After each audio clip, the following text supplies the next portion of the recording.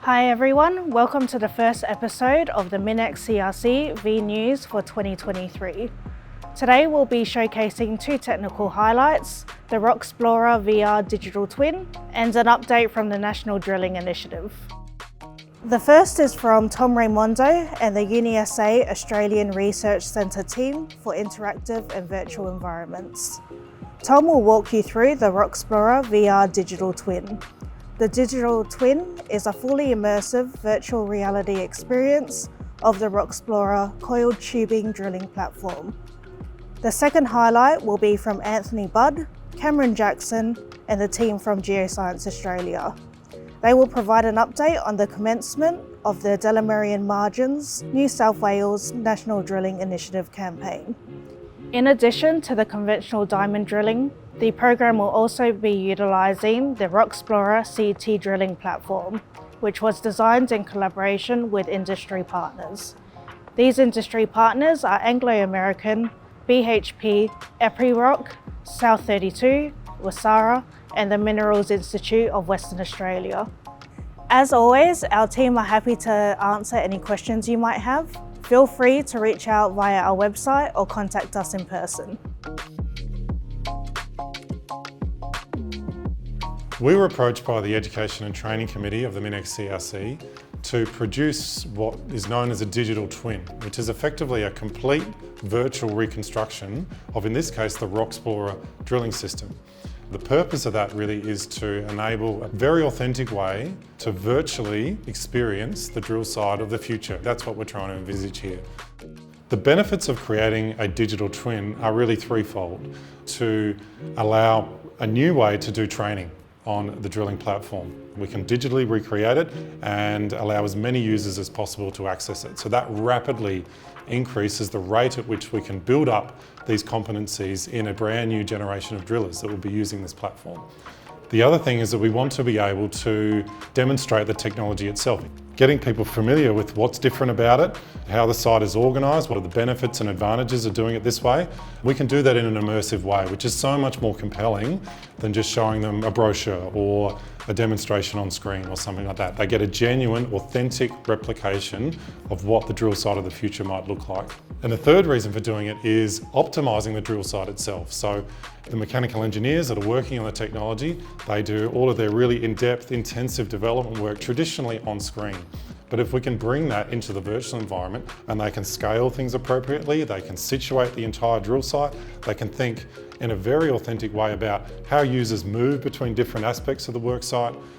I think it's really exciting to think about the next steps for this. We can bring in all sorts of remote capabilities that would really transform this digital twin into something that's truly powerful. So being able to run a remotely driven drill rig, for example, using the digital twin as the starting point, being able to have live sensor information being fed into the digital twin so we can have a team of operators that are completely off-site watching the drilling unfold with the digital twin running that process live as though they were there, being able to visualise it. So that's a really powerful way to transform the drilling process.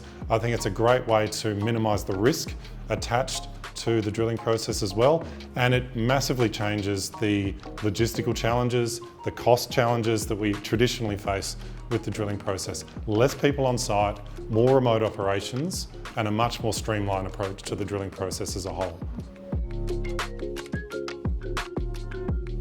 The Delamerian Margins New South Wales National Drilling Initiative Stratigraphic Drilling Program will investigate a poorly known part of Australian geology, where a major boundary between older Proterozoic age cratons in the west and younger Phanerozoic age margins in the east are buried beneath thick sediments of the Murray Basin.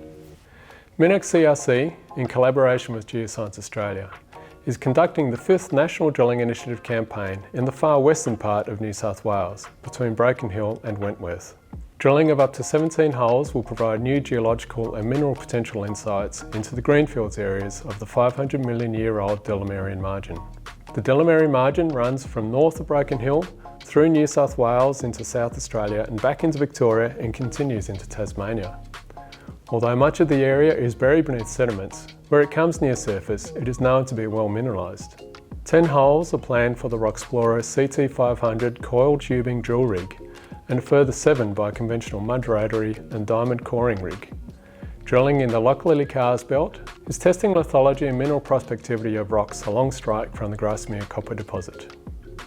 This is also along strike from where the 3rd and 4th NDI campaigns were conducted with the Geological Survey of South Australia just over the border. Further to the south, deep drill holes will sample geophysical anomalies that will hopefully provide key samples for analyses that will provide a stratigraphic framework for this relatively poorly understood part of the Delamerian origin. Once again, the Rocksplorer coiled tubing drilling system is proving to be adept at drilling through difficult unconsolidated sediments such as clays and running sands. These are the kind of drilling conditions that will be more commonly encountered as we turn our attention towards the 80% or so of Australia that is similarly buried beneath young sediments and is yet to be investigated for the minerals and resources we need for the transition to a low carbon economy.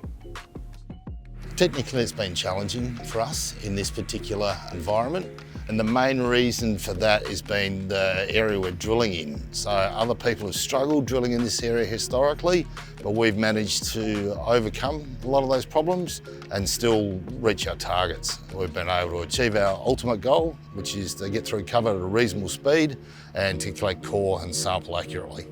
I guess the highlights around the efficiency in our system is the fact that it's a small footprint, it's a small package, it's mobilised by only a handful of people. Our utilisation of water and diesel consumption is considerably less. We can arrive on site and in essence be rigged up in about 3 hours. We actively encourage the landowners themselves to come out and make site visits. We will provide them with a PPE, give them a site induction, and happy to show them how our technology works. I've done that for 2 landowners to date, and it's been very well received. I think the landowners were probably a little bit surprised at how non-invasive we were. The amount of time we've spent on this now and the different environments that we've drilled in, we've started to realise what our strong points are and what our not so strong points are. And we're getting a much better understanding of exactly how the system works, and we can start and forecast what we think could be potential downtime causes.